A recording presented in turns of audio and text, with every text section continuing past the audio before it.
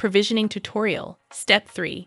Add an inter-system relation between the CSV and AD systems. In this step, we'll use inter-system relations to establish a link between employees in the CSV source system and accounts in the AD target system.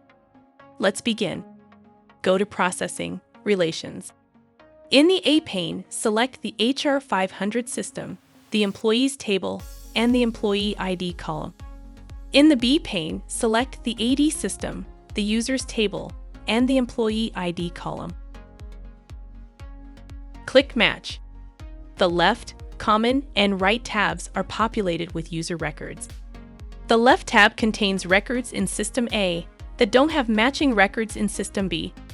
The common tab contains records that are now matched between Systems A and B based on the unique identifiers you selected. The right tab contains records in System B that don't have matching records in System A.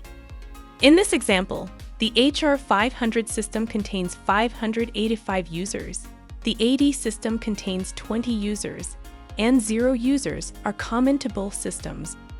Click Add. The new relation is populated into the Inter-System Relations pane. Click Save. Collect both systems' data once again by going to the Overview and clicking Collect for each system. This concludes the provisioning tutorial step 3.